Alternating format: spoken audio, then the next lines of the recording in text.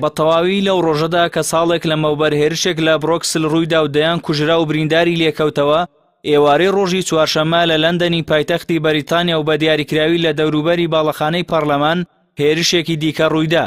لە پەیامێکدا نێچیروان بارزانی سەرۆکی حکوومەتی هەرێم ئیدانەی هێرشەکەی کرد و سەرخۆشی لە حکوومەت و گەلی بەریتانیا کرد و ڕاشی گەیاند گەلی کوردستان کە لە ڕیزی پێشەوەی ڕوبەڕووبوونەوەی تیرۆردایە باشتر لە ئێش و ئازاری تیرۆر تێدەگات و ئەمڕۆ لەگەڵ گەلی شانشینی یەکگرتوودا هاوسۆز و هاوخەمە.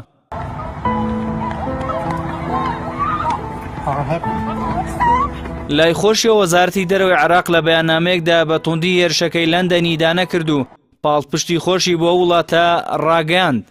هەر لە کاردانەوەی و ڕووداوەدا سەرۆکی ئەمریکا پەیوەندی بە سەرۆکوەزیرانی بەریتانیاوە کرد و پاڵپشتی و هاوکاری وڵاتەکەی بۆ لێکۆڵینەوە لە ڕووداوەکە ڕاگەیاند.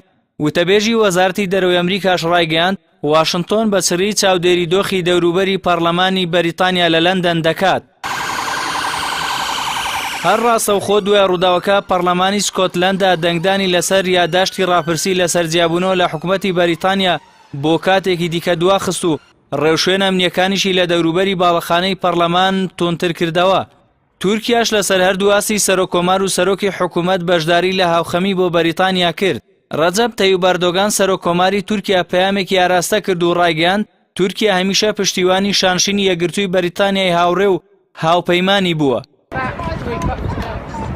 سەرۆکوەزیرانی تورکیاش لە گفتوگویەکی تەلەڤیزیۆنیدا بە توندی دانەی هێرشەکەی لەندەنی پایتەختی بەریتانیای کرد و تیرۆری بە بەڵایەک ناوبرد کە هەمووان دەگرێتەوە. وتیشی گەورەترین هەڵاوەیە تیرۆر بە وڵاتانی ئیسلامیەوە ببەسرێت. لە ئێرانیش بەهرام قاسمی وتەبێژی وەزارەتی دەرەوەی دانەی هێرشەکەی کرد و هاوخەمیشی بۆ کەسوکاری قوربانیان و حکوومەتی لەندەن نیشاندا.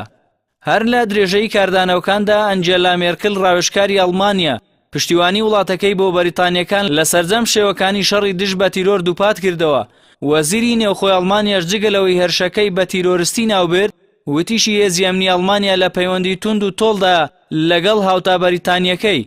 سەرۆکوەزیرانی فەڕەنساش کە سێ لە برینداری ڕووداوەکە هاوڵاتیانی وڵاتەکەی بوون لە ژماری خۆیدا لە ماڵپەری کۆمەڵاتی تویتەر پشتیوانی فەڕەنسای بۆ بەریتانیا دووپات کردەوە لەو هێرشە ترسناکەی ڕوبەڕووی بۆتەوە. ئێوارەی ڕۆژی چوارشەمە کەسێک بەچەقۆوە لە هێرشێکدا بۆ سەر باڵەخانەی پەرلەمانی بەریتانیا لە لەندەن لەگەڵ هاوڵاتیان و پۆلیس ڕوبەڕوو بووەوە.